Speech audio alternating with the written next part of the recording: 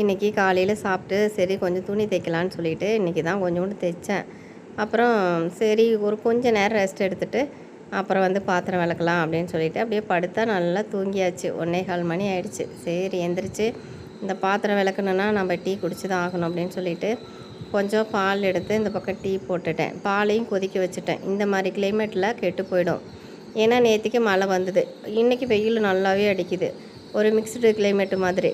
அப்புறம் அந்த மாதிரி இருந்தால் இதாகிடும், பால் கெட்டு போயிடும். ஒரு நாள் அப்படி தான் கெட்டு போச்சு.